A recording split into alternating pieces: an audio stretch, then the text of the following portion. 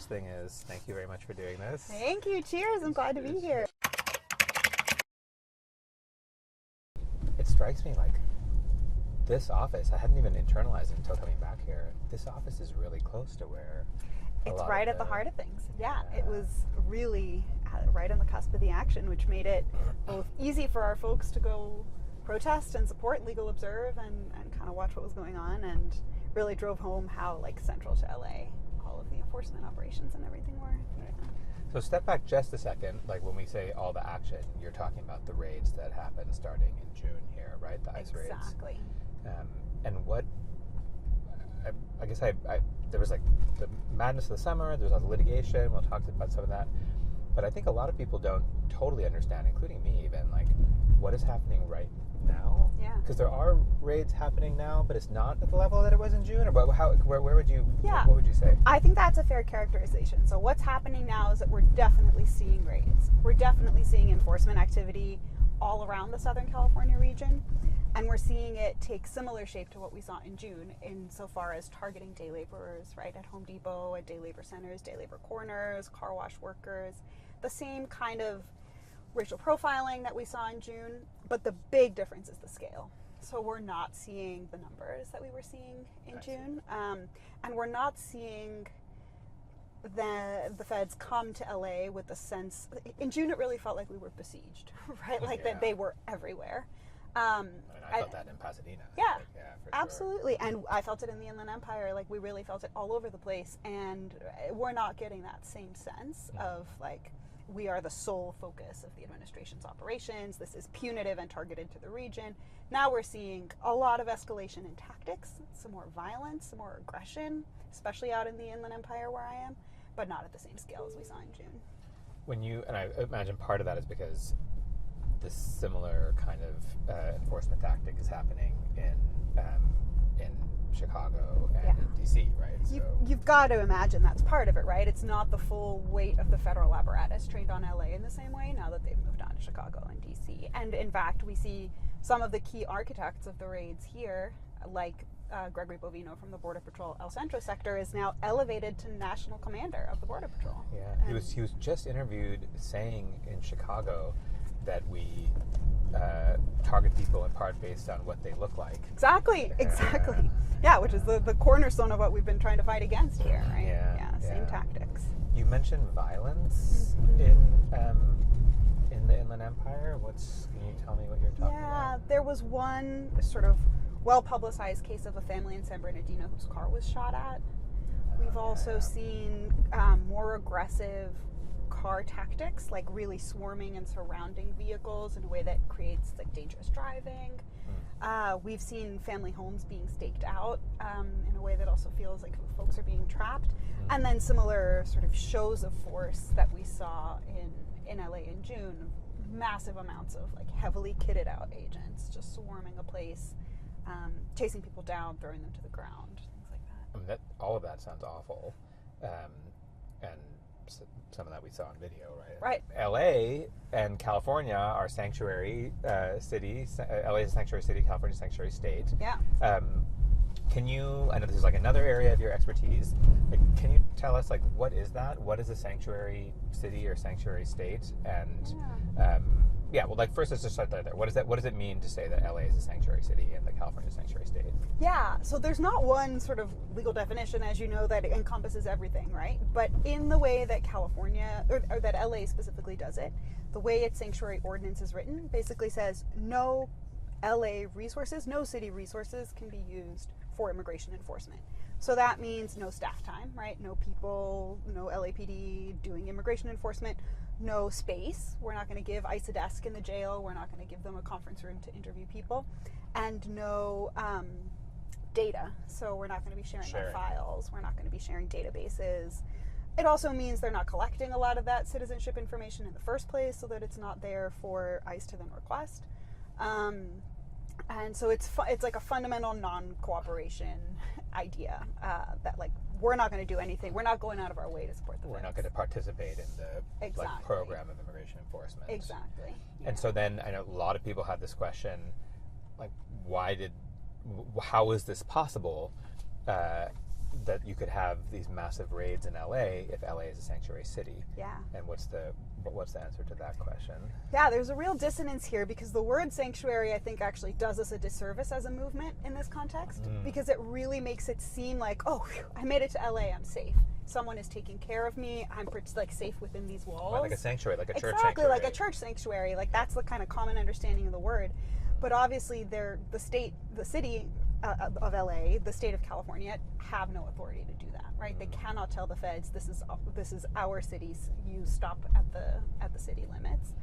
And so what it does is it ensures that California and Los Angeles aren't helping, but it is not licensed for them to keep ICE out.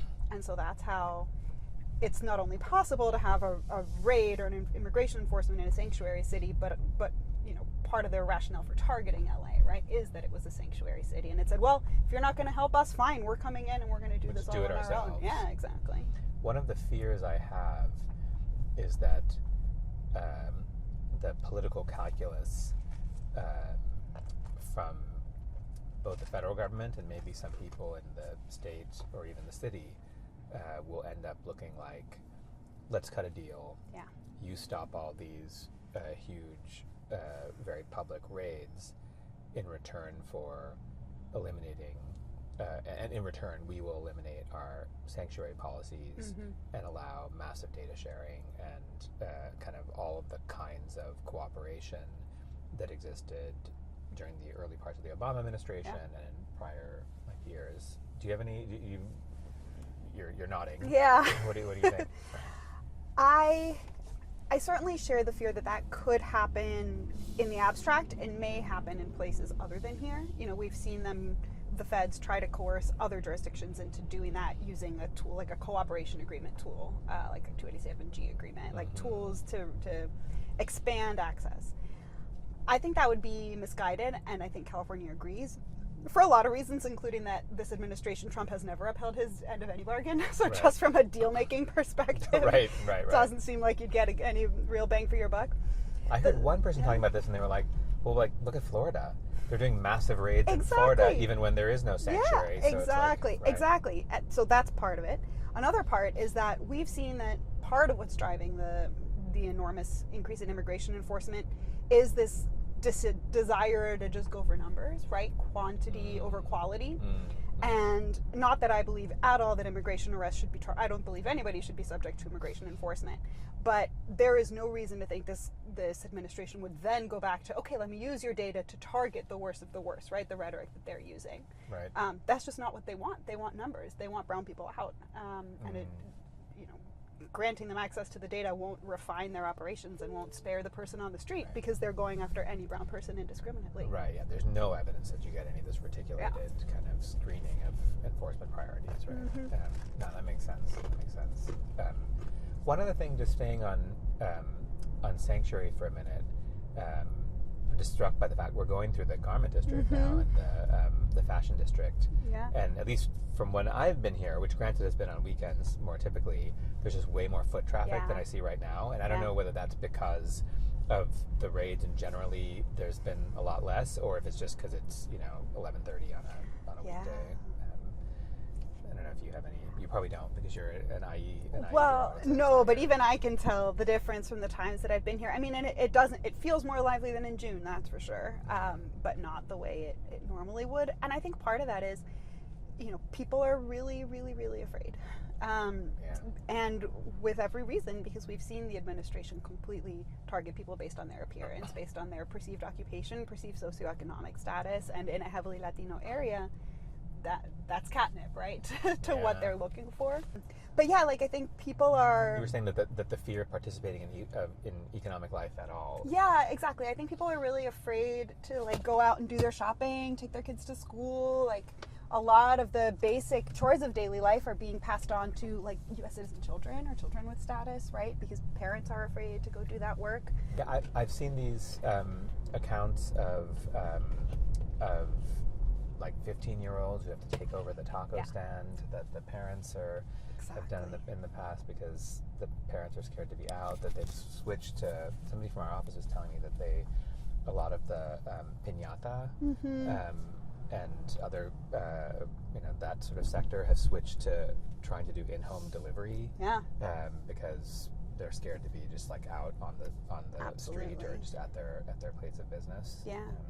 One of the things I find so heartbreaking about the stories about kids taking over, in addition to the fact that it's children taking over, is that actually in this administration, status is not, like U.S. citizenship or a green card or any kind of immigration status is not a guarantee you're not going to be subject to immigration enforcement, right? Yeah. So the idea that you're putting your presumably Latino child out there, then that person might also be subject to immigration enforcement and even detained, even if they're a U.S. citizen, right? Right. Like your client, Brian Gavidia, right? Yeah, exactly. So, one last question I want to ask you about sanctuary, and then I want to come back and talk about what's going on with the case. Yeah. And Brian obviously being one of your clients. But one thing that I heard immigrants' rights activists talking about in the summer was that LAPD and maybe other law enforcement entities, maybe LA Sheriff's Department, seem to be helping the ICE operations, which seemed in violation of the sanctuary policy, which, as you said, says no resources to help with immigration enforcement, as you described it. And then the city was like, no, that's not what we're doing. Can you explain what your understanding of that is and where that sort of controversy is at this point? Yeah, so one of the areas where we're seeing some collaboration or participation from local law enforcement is in the context of what they call requests for mutual aid. So basically this is the federal law enforcement calling for the kind of help that they would ask for in any ordinary operation, even if it's not immigration enforcement, to sort of support their officers and make sure the officers stay safe, or to help with things like crowd or traffic control. So for example, one of the instances where we saw LAPD present at a large-scale ICE operation actually in the Garment District was at the Ambiance raid that we saw that first week of June. And LAPD was sort of controlling traffic, right? And fundamentally permitting an egress path for ICE to get out of the because the protesters were blocking or making it harder for them to exit. Exactly. It's like right here. Right here, exactly, right here. And so that kind of assistance, which is referred to sort of broadly in this category of mutual aid, is something that activists are really, not just immigrants' rights activists, but people in general who are concerned about state and city and municipal cooperation with ICE, that this might be a loophole because, what is... Yeah, what counts as mutual aid? Right, like exactly. No resources except you can aid. Except you can aid, exactly. Blows a hole through the sanctuary policy. 100%. That's complicated. Yeah. Although on the other hand, I mean, if like leave aside the present context and imagine a world where there's some federal officers doing whatever. It could be drug enforcement, could be some other kind of enforcement, and they actually come under physical threat. Right. The concept that they might make the equivalent of a 911 call to other law enforcement in the area doesn't sound crazy anyway. Yeah, I think there's space for that in the general law enforcement realm. One of the things I find troubling, though, in this context is, let alone immigration enforcement, we have seen a massive increase from 0 to a couple hundred, but still that's a big increase in absolute terms, of allegations from the federal government that people are assaulting their officers. And then when we look into the facts, they're not true. So for example, they've accused declarants in one of my cases of biting a federal officer, and it is clear that that never happened, right? Or of running when it's clear they never ran. And so we are Aren't there afraid. also just tons of declinations? Totally, exactly. So actually, sorry, I've said it now, a technical term, and I should go back and explain, or you should. Like when I said what's a declination, you're like, yeah, totally. What are we talking about? So we are seeing that people will get arrested by the federal government or cited for some kind of assault or harm on a federal agent, and then that charge never gets pressed, so they decline to prosecute that case, right? But you'd think if somebody assaulted an officer, surely you have to prosecute that. Exactly. And indeed, we've seen when they do try to prosecute them, we have seen grand juries decline to indict the person, which is extremely rare. especially very rare when it's actually built on live officer testimony and on declarations from the chief of the Border Patrol, and still the grand jury saying there's not enough here. I was taught in law school that a grand jury will indict a ham sandwich. Exactly. Which means that these are worse than... Right. Exactly. It's the worst. There's nothing here. So, okay, so it seems like there's a lot of false claims of threat to federal officers. And so your point is... My point is that might lead to trumped up internal 911 request calls, right? Where you say, oh my goodness, we saw this in the IE, a brown person spilled a cup of coffee. The federal law enforcement officer thought they were being thrown coffee at and called I don't know if it was Ontario or San Bernardino, but one of the IE law enforcement agencies for backup. That's terrible. Right? And so that's why the mutual aid loophole could actually be quite big. If all of a sudden officer fear of the presence of a Latino person is sufficient to call in a local law enforcement for a 911 call equivalent.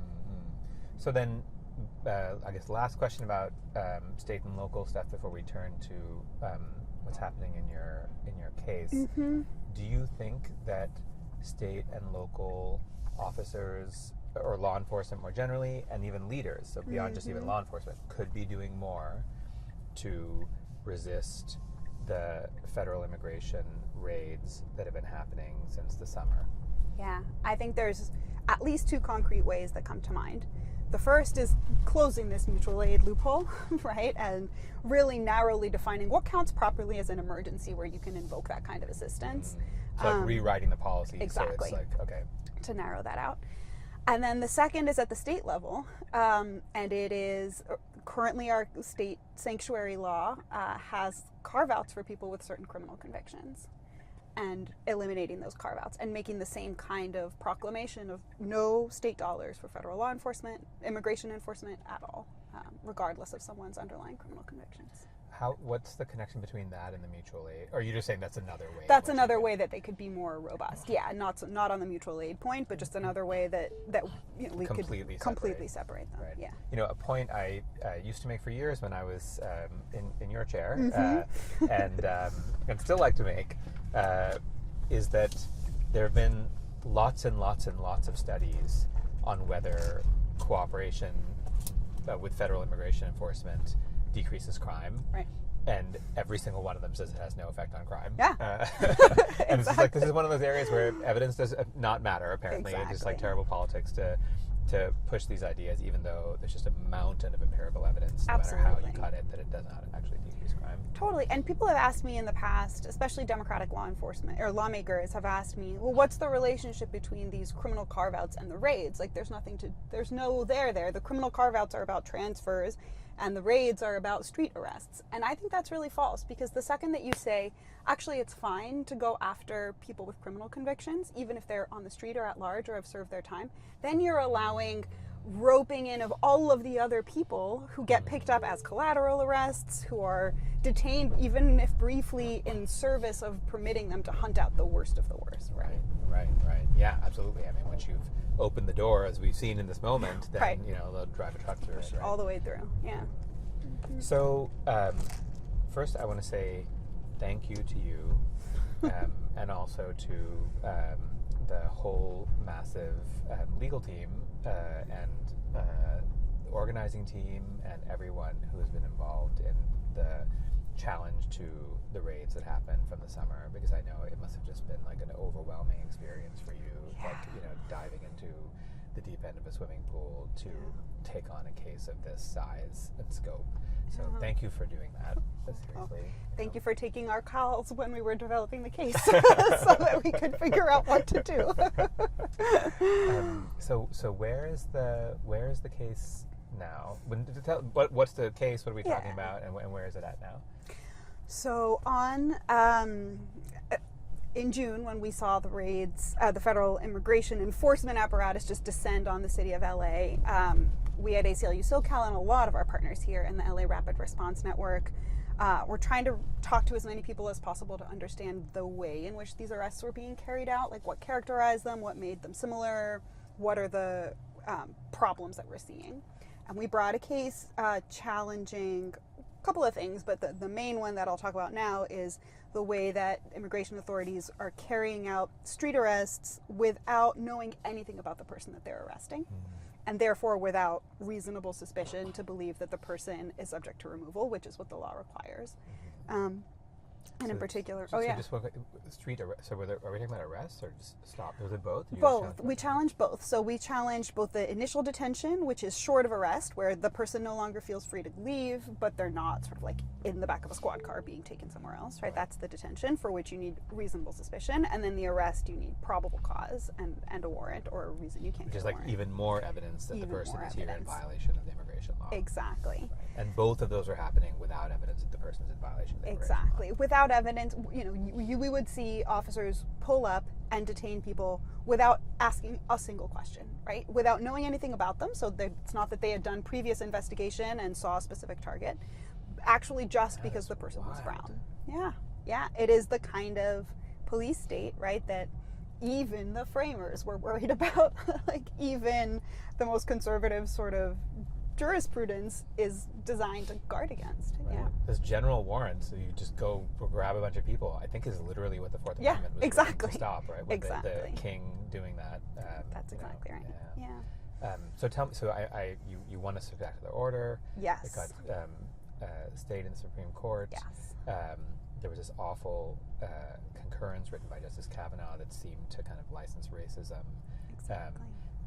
Tell us just a little bit more about that, and then what's happened since. Because at least from my perspective, I have no idea, actually. I haven't carefully followed what's happened since. Totally. Yeah, so we won this extraordinary order in July, and then, although the Ninth Circuit declined to stay it, the Supreme Court basically said this order should no longer be in effect until we evaluate whether it was correct or not. And what did the order say? The order said that the federal government cannot do immigration enforcement where its only basis for reasonable suspicion is the person's race or ethnicity, their apparent language ability, right, whether they speak with an accent or are speaking a foreign language, their location, so where they happen to be standing when they're detained, or their perceived, like at a bus stop, right, or their perceived occupation, like if they're a day laborer or a car wash worker, for example. That's it. That's all it said. And it said those four factors alone or in combination are not sufficient for reasonable suspicion because they sweep in such broad swaths of the population. Like right? Every single person around us. Yeah, exactly.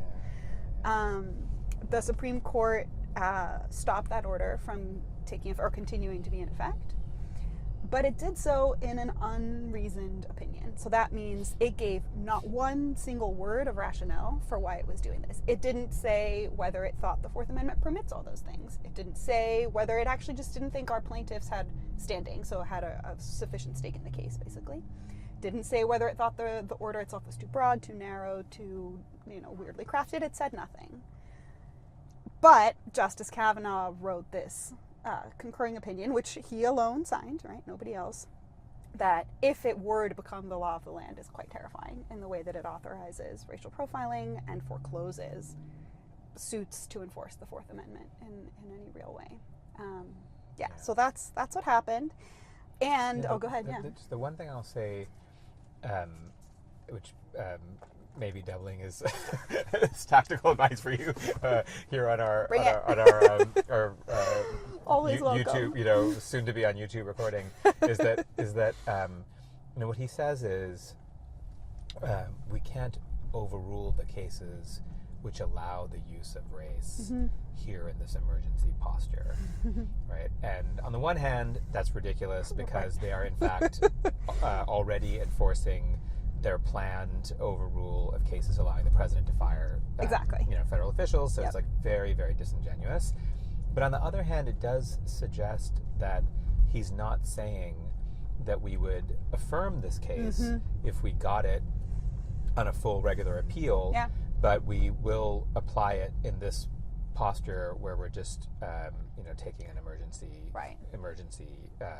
stay response. So perhaps there's still room for you to say in the lower courts, hey, this case is no longer good law because it's been sort of effectively destroyed by intervening Supreme Court precedent and because it's distinguishable on its facts and this and that. And maybe his opinion, even if it was an opinion for the whole court, would not prevent those lower courts from doing that because he's not saying that we're going to abide by this case if it comes back here. That's a really good point. Yeah, no, absolutely. That did leave open that sort of avenue. Yeah, and we are in the lower court again. Yeah, so tell me about this. So now you're back in the district court, and what's going on? We're back in the district court. So while the temporary restraining order was on appeal up to the Supreme Court, we had been building our record in support of a preliminary injunction. So still interim emergency relief, but longer lasting than the temporary restraining order.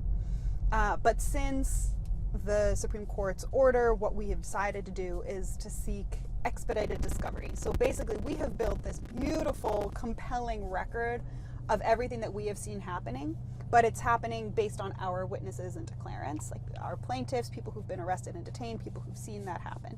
Now we want to look in the government's books and say, you tell us that you did in fact have suspicion. Great, show us your bases. Tell us what happened. What is this operation? What is your pattern in practice if it isn't what we say it is, right? So you're going to look and see their account Exactly. of why they say they're stopping people. Exactly. And does it bear up to scrutiny? Is it constitutional even on their terms? Is it accurate what we've described, or do we need to change how we're understanding what they're doing, whether or not it's lawful? So we've asked the district court to order expedited discovery in support of that motion for a preliminary injunction, or potentially a mini trial, basically, depending on what all we get and what all we find. Got it.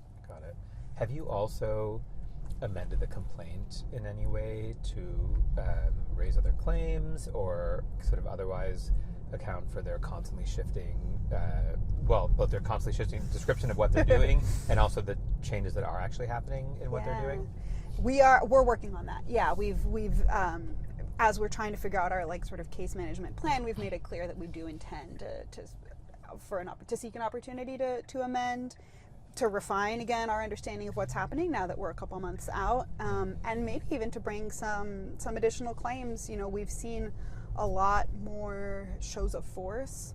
Right. We've seen a lot more actions that seem to be designed to provoke people to run.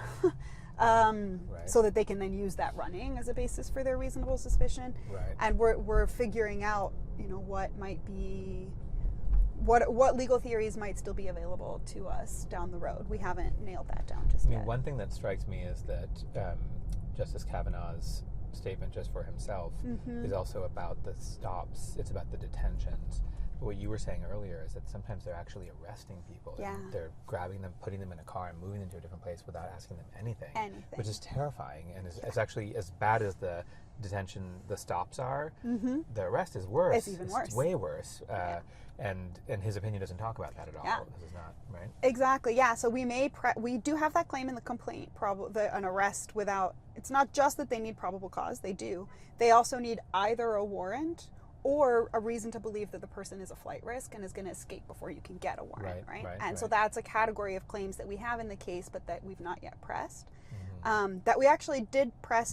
The raids that we saw in June in LA really mirror some raids that we saw in January in the Central Valley that were also led by the same Border Patrol sector and the same Border Patrol chief, where we won a preliminary injunction both on the suspicionless stops claim and on the warrantless arrest claim.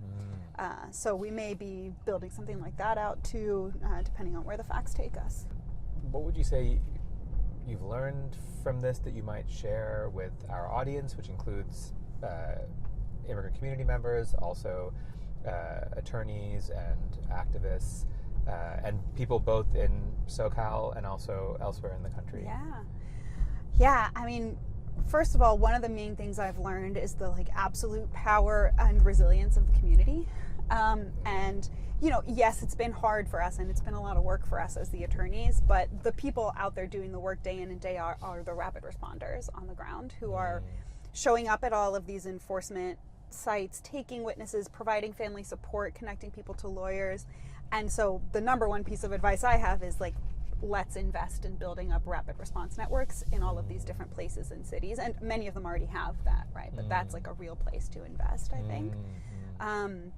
Because through those people, that's who's providing the first line of defense and comfort to the families whose loved ones are kidnapped and to the people who are detained. But then also they are the ones who see the patterns and the trends that allow us to build the kind of litigation that we are hoping will stop eventually, whether here or in DC or in Chicago, or now there's a case in Alabama. Is that right? There is, yeah. Okay. That'll ultimately, prevail on our theory, which, like, as you said, courts have found that this is not lawful conduct. So that's the first thing, is to really invest in those rapid response networks. It's very important to be able to talk to people in detention shortly after they're detained.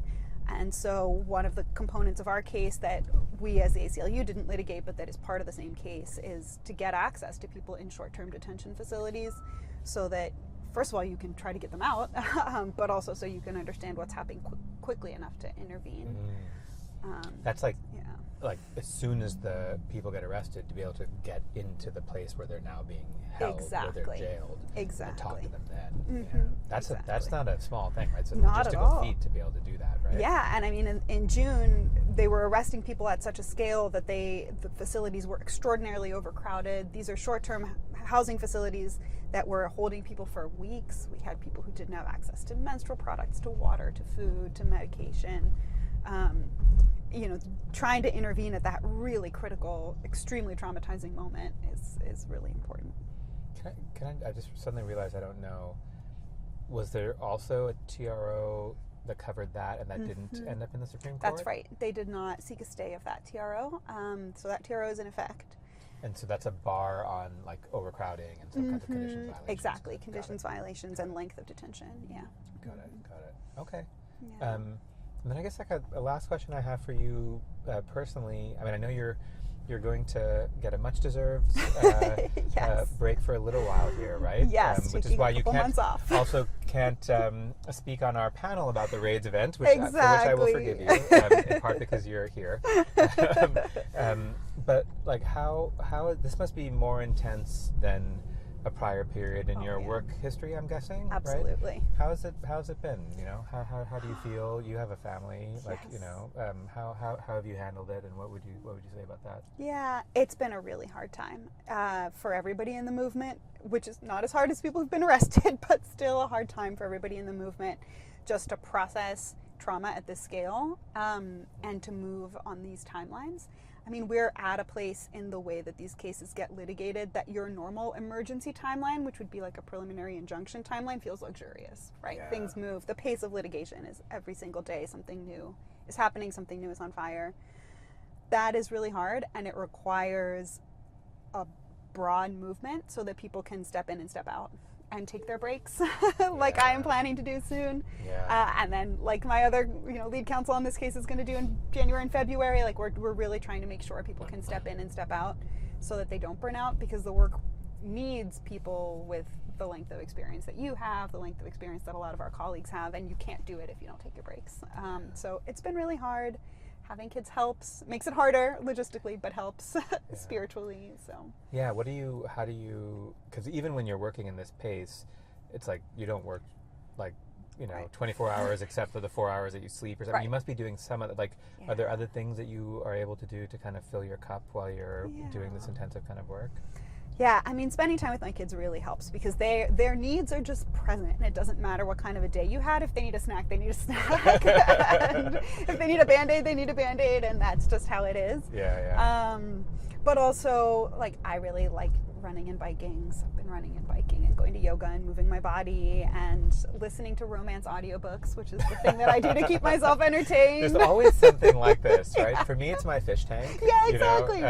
One idiosyncratic thing. Romance audiobooks. Good to That's know. it for me. That's my fish tank. Got it. So just finding little moments of joy, because that you can't do the work without those. Yeah. Was there anything you wanted to ask me, or anything else you wanted to say or to plug or anything like that? Just to say that, for all of us who've been working on this case and doing this work, we're doing it because of you and your mentorship. And I really mean it so genuinely. Like Mohammed and I talk about this all the time, that we both love that we can just call you and pick your beautiful big brain and get answers to the questions, and that you've really brought a generation of people into the work. So for everyone listening, best mentor out there. Oh my God, I did not know you were going to say that. He didn't. So there's not a plant. Oh my gosh. But it's really the truth. I tell you, one of the very best things that I did at the ACLU for all the years I was there was hire you, hire Mohammed, and hire a lot of really, really great people who and it gives me so much joy to see all that you all have finished. So It's a thank great you. team. Yeah. Thank you. Thank you for taking a shot on us. It was. I remember that was not a hard. That was not a hard call. That was not a hard call.